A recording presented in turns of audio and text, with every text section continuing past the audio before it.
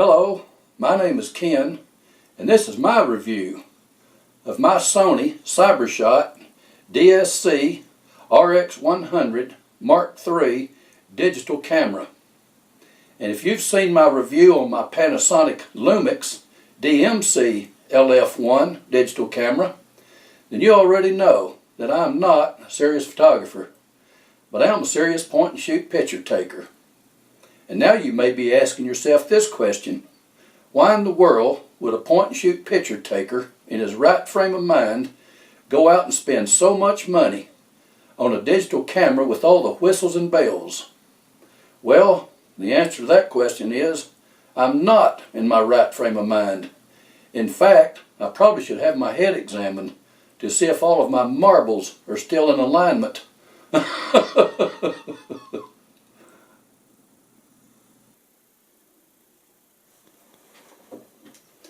And here it is. This is the Sony CyberShot DSC RX100M3 20 megapixel digital compact camera right here. It's all metal. It comes in one color only, black, and it's made in China. This camera measures approximately 4 inches wide by 2 1/4 inches high by 1 1/2 inches thick. And this camera weighs 10 1/4 ounces, approximately 5/8 of a pound. And it fits very comfortably in a woman's purse or in a man's t-shirt pocket. Right there.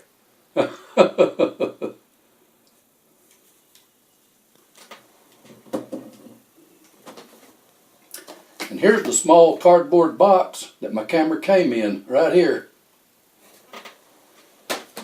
And the other items that came with the camera is this paperback owner's guide, or owner's manual, and the Sony wrist strap that can be installed on either side of the camera. And here's the small Sony battery, part number NP-BX1, that plugs into the bottom of the camera. And the nice thing about this battery is the fact that it can be recharged at any time. It does not have to be fully discharged.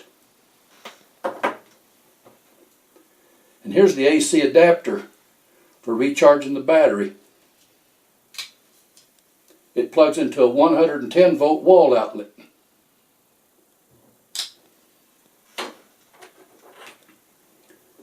And here's the 24-inch USB cord that's used for recharging the battery.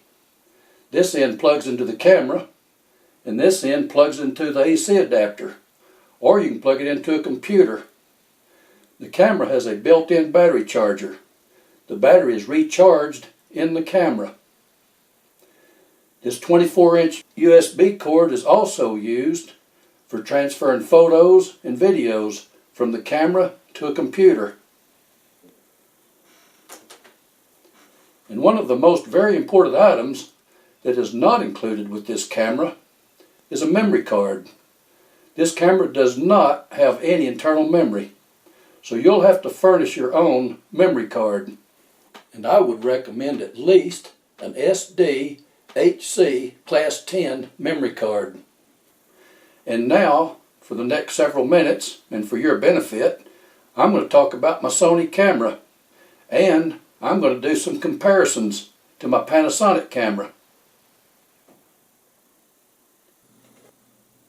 Oh, and by the way, speaking of my Panasonic Lumix DMC LF1 digital compact camera, this is being videoed with that same camera right now, and it's being recorded in the MP4 format at full high definition video and in stereo sound.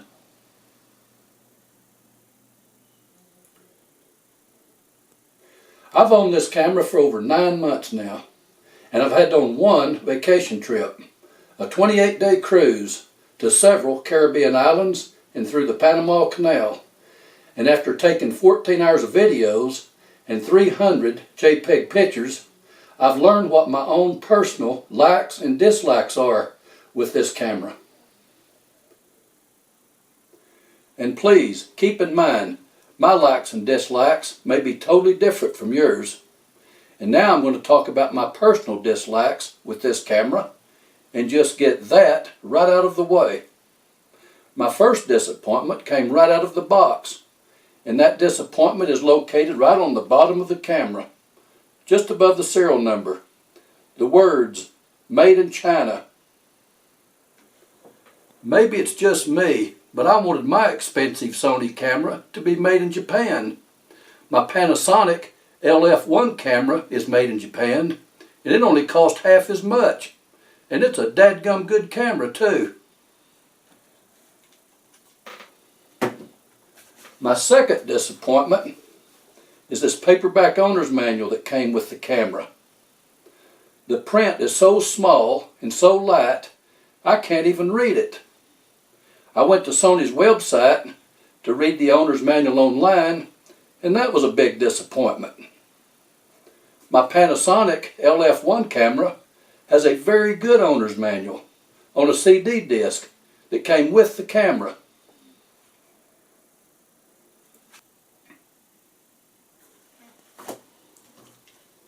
And here's another disappointment. One would think that an expensive compact camera would at least come with a rubber grip on it, but this camera does not. I had to purchase this rubber grip and put it on myself. And if you buy one of these cameras, I would highly recommend that you also buy this small piece of rubber, because you need to keep a good grip on your expensive investment. And you can trust me on this one. You don't ever want to drop your expensive compact camera. There are several aftermarket grips available, but I purchased the Sony rubber grip because it's inexpensive, it's made for this camera, and it's very easy to install. All you have to do is peel off the paper and stick it on. It doesn't get much simpler than that. This rubber grip gives the camera a good, solid feel, and it lessens the chance of ever dropping the camera.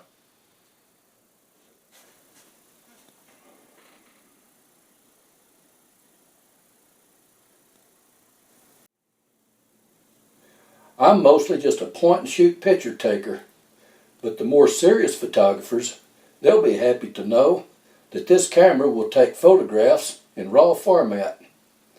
But what they won't be happy about is the fact that Sony does not include an application with this camera for editing pictures taken in RAW format. I have an iMac computer with iPhoto version 9.5.1, and it will edit the Sony photographs taken in RAW format. My Panasonic LF1 camera, it came with a CD disc with an application called Silky Pics, and it will edit the pictures taken in RAW format. But Sony, they didn't include any application with their camera for editing photographs taken in RAW format, so you're just on your own with that one. Right along about now, you may be getting sick and tired of hearing all about my disappointments with this camera. But if you'll please bear with me just a little bit longer, I will soon be getting to some of the good things that I like about this camera. But for right now, I'm going to talk about some more disappointments. And it all has to do with the videography of this camera. Because when I'm on a vacation trip, I like to take a lot of videos. And when we get back home, I put those videos on a DVD. And on a bad day, when we can't go outside, my wife and I, we love to watch our past vacation trip DVDs. And now you may be wondering why I don't use a camcorder. Well, I'll tell you why. Because a camcorder won't fit in my shirt pocket. But a compact camera will fit in my shirt pocket.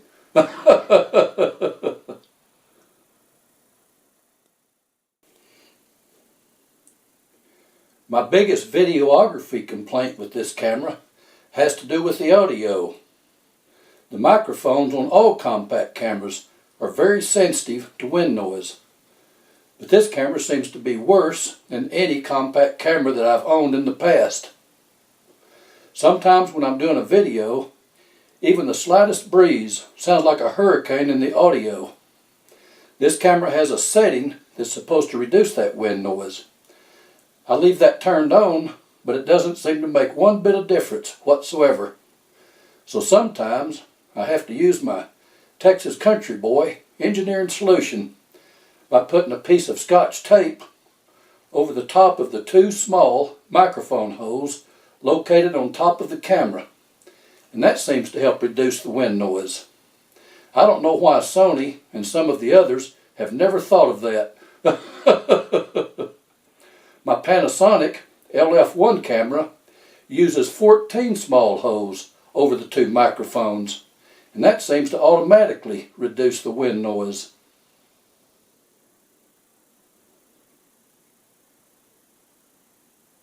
And here's another complaint that I have. This camera just loves to eat electricity.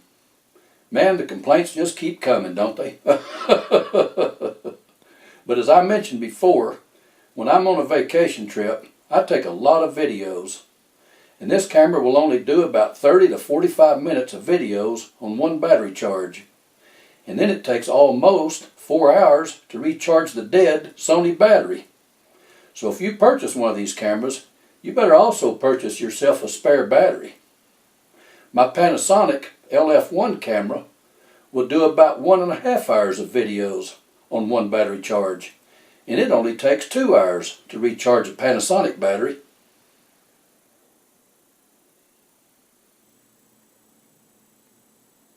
Okay, here's something that may or may not be an issue for some folks. The Panasonic LF1 camera uses the MP4 format when recording a standard high-definition video. And that's my favorite format to work with when I'm making a DVD. The Sony camera uses an AV-CHD format when recording a standard high-definition video. Sony offers a free download of an application that they call Play Memories at Home for converting their AV-CHD format videos into an MP4 format video. I downloaded it, I tried it, and maybe it's just me, but I don't like it. So I purchased an application called Wondershare Video Converter Ultimate, and I like it real well.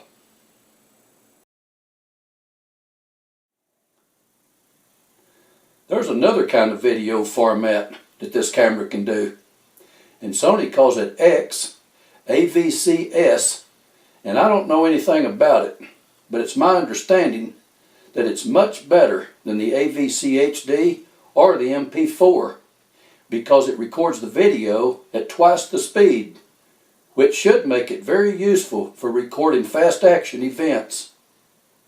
But to use this XAVCS format, you'll need to use a different kind of SD card.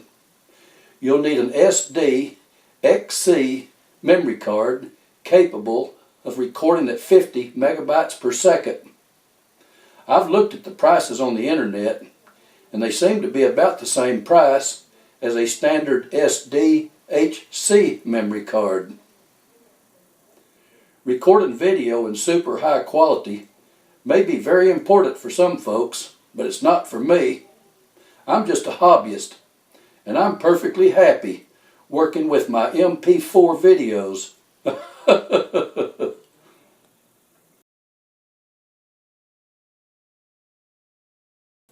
And here's another thing. When I'm doing a video with my Panasonic LF1, I can take a JPEG picture at the same time I'm recording a video, and I like that too.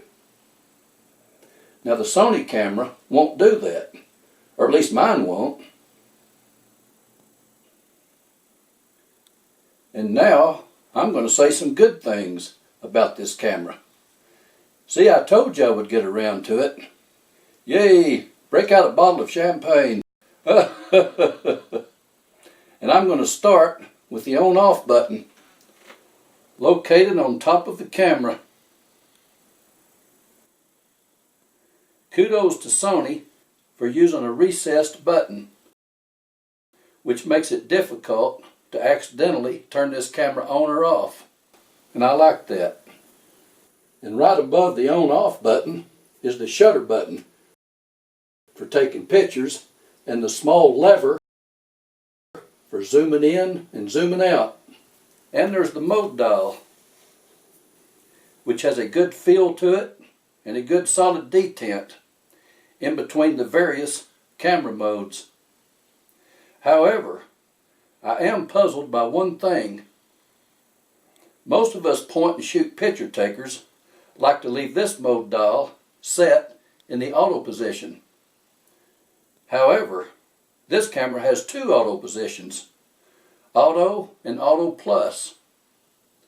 Now it's my understanding that the Auto Plus does everything that the auto position does, except it does it just a little bit better. So I'm a point and shoot picture taker, and I want to take a picture. Which mode should I choose? Should I choose the Intelligent Auto Plus mode, which will take the best picture possible?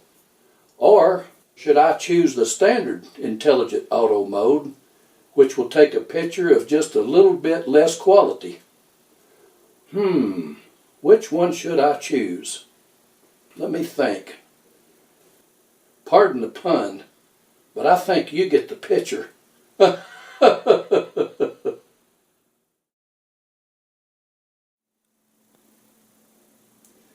There's another way to turn this camera on and off without using the on-off button, and that's by using the electronic viewfinder, what's called the EVF.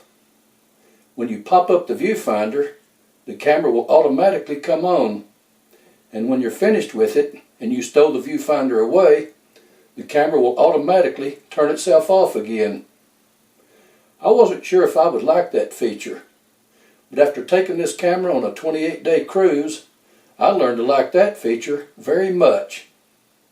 On the left side of the camera there's a small lever, and when you pull down on that lever, the viewfinder will pop up, just like that. And the camera will automatically come on. And to use that viewfinder, you pull the eyepiece out, just like that. And on top of the eyepiece, there's a diopter adjustment, so you can adjust the viewfinder for your particular eyesight. When you bring the camera up to your face, the LCD screen automatically turns off, and the electronic viewfinder automatically comes on, all at the same time. The viewfinder is very sharp and clear, and it has a 100% coverage. This viewfinder really blows away the viewfinder on my Panasonic LF1 camera. I like this viewfinder. When you're finished, you put the eyepiece back in, just like that. And you press the viewfinder back down until it clicks, just like that. And the camera turns itself off again, just like that. I like that feature.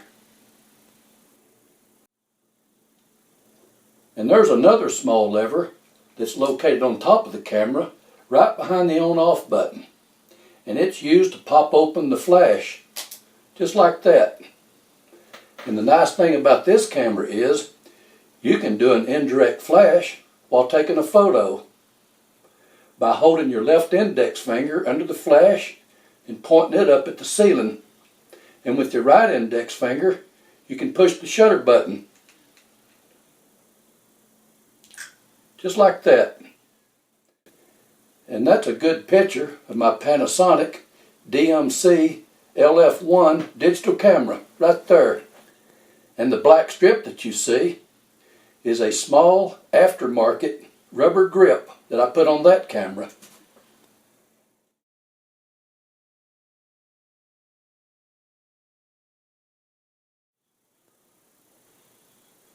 Up on the front of this camera, on the business end, is a Carl Zeiss lens. And just like Leica, Carl Zeiss is also a very old German company, very well known for manufacturing superior optics. And behind this Zeiss lens is a large 1-inch 20 megapixel CMOS light sensor. A large light sensor in a compact camera is unheard of. So kudos to Sony for that one. You generally only find a large light sensor in a much larger DSLR camera. And it's that large 1-inch 20 megapixel light sensor in this camera that gives a very good quality photo and video.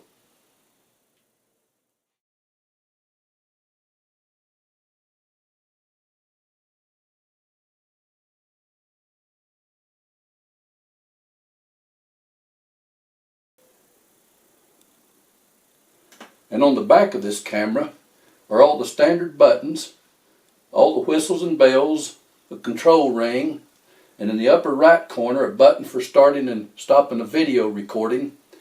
And then there's this 3-inch LCD tilting screen.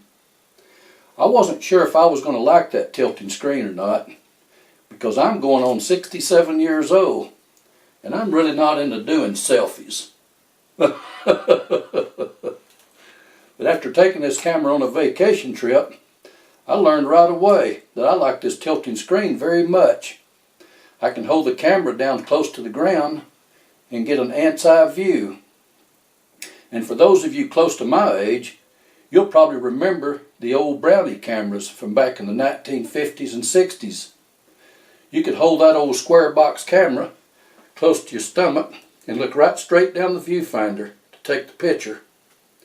Well, with this tilting screen, you can do the same thing with this camera. And I can hold this camera much steadier from this position than I can from this position up here. And another thing I like about this camera, and that's the 2-second timer delay that gives me enough time to hold the camera steady before the shutter goes off. Now, all cameras have a 2-second timer delay, but most of them have to be set every time the camera's turned on. But with this camera, that 2-second timer delay stays on until it's purposely changed, no matter how many times this camera's turned on or off. And I like that. Okay, I think I've said just about all I need to say about this camera. And besides, you're probably getting tired of hearing me talk. So I'm going to turn my little Panasonic LF1 camera off, and I'm going to take this Sony outside to a local park and do some videoing so you can see what that looks like. And here we go.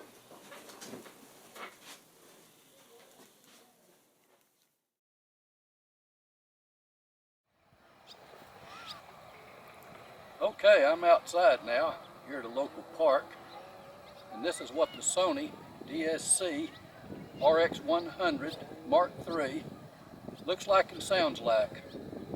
and feels like and smells like and tastes like. Right here. This is being recorded in the AVC HD format. Advanced Video Codecs, high definition. Right here. Ain't I handsome?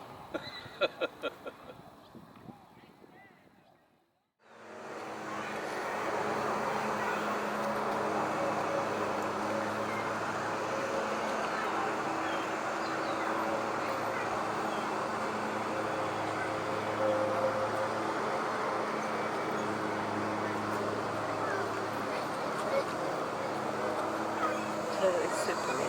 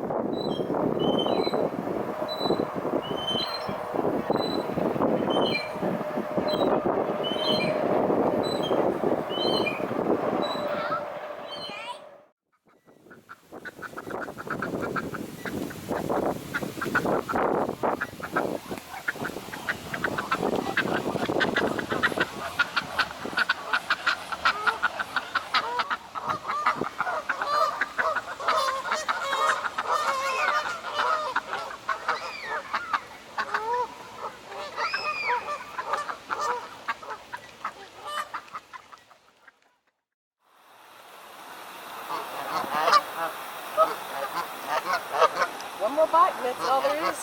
One more bite, guys. One more. All gone. All gone.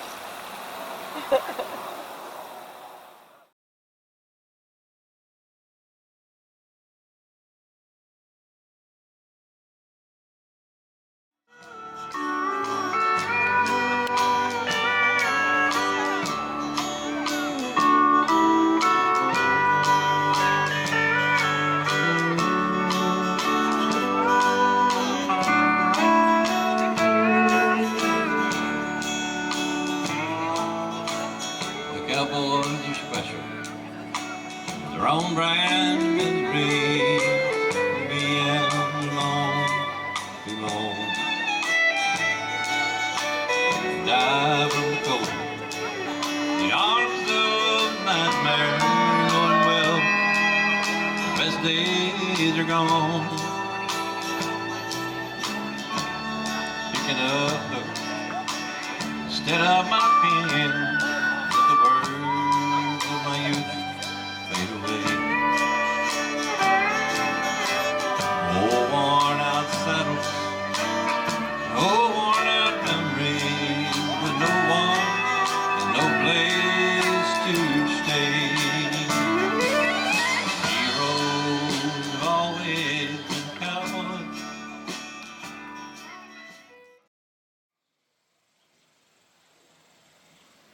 Okay, now I'm going to do a 120-degree panorama photo from right here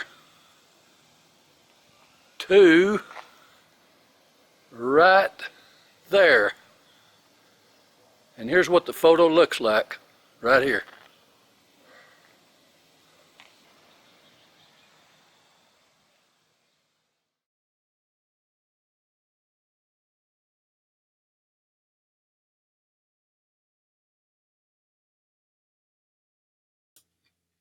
In the center of this picture is our white 2012 Ford Escape, and I'm standing approximately 150 feet away. And with the camera set in the intelligent auto mode, this is a straightforward, handheld, point and shoot JPEG picture right here.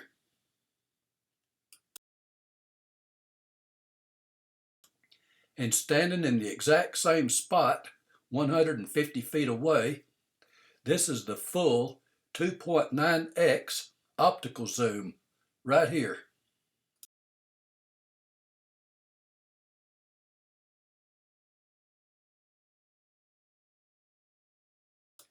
And from standing in the exact same spot from approximately 150 feet away, this photograph is what Sony calls clear zoom.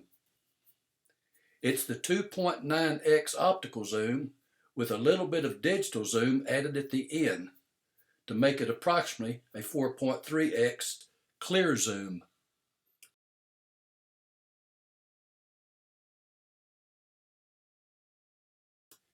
And standing 150 feet away, this is what our car looks like at the full 5.8x digital zoom right here.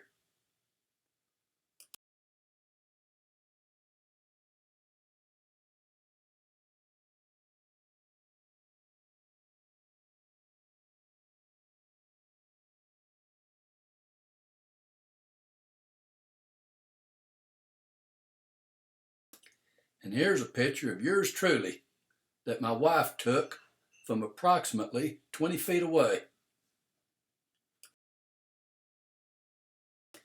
And then again from approximately 10 feet away.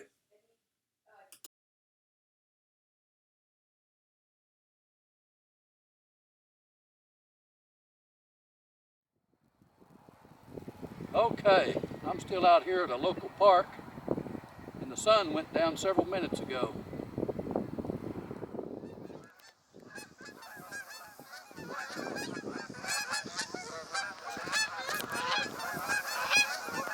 Look at that.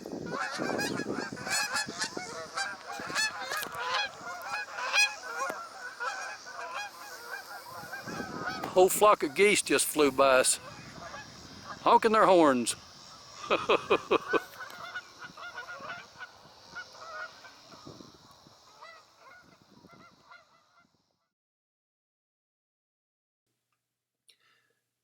Sometimes I enjoy messing around with the manual mode, and I took this handheld shot of a full moon, and here are the camera settings that I used.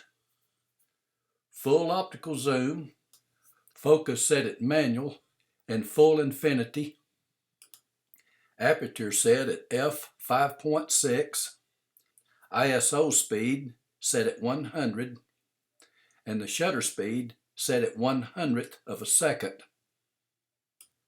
I think it's a fairly decent picture, but it probably could have been much better had I used a tripod and if I would have known what I was doing. I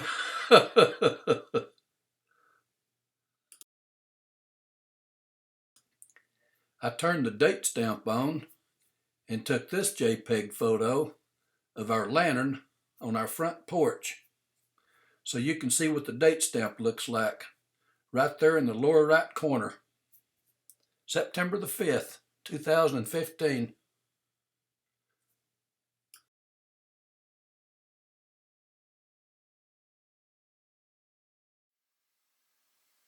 Okay, I'm back inside again now, and wasn't that fun?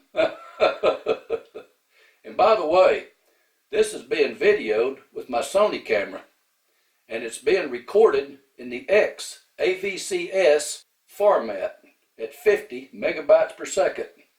Because when I was out and about, I went out and bought myself an SD XC Class 10 memory card, secure digital extended capacity, and an SD XC memory card, 64 gigabyte memory card, will hold up to 2.5 hours of X AVCS video, and it will also record the AVCHD and the MP4 videos. And now you're probably wondering which camera would be the best choice, the Sony camera or the Panasonic camera. Well, I have an opinion about that. If you're just a plain old point and shoot picture taker and a video hobbyist like I am, then you probably should choose the Panasonic camera.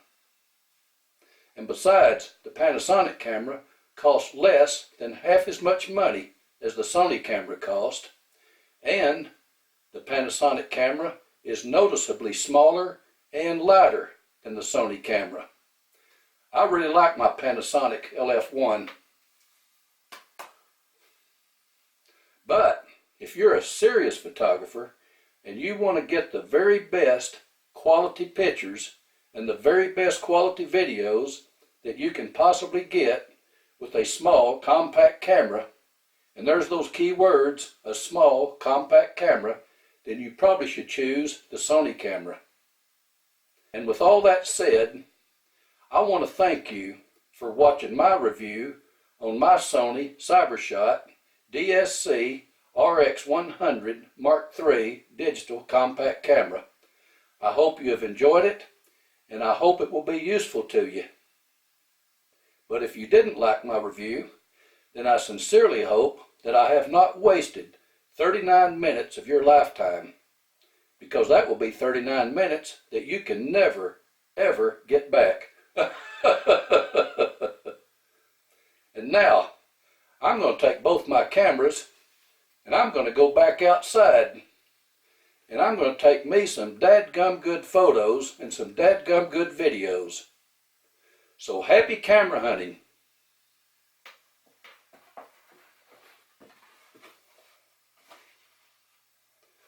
Oh, and I want to say one other thing. Adios, auf Wiedersehen, and goodbye.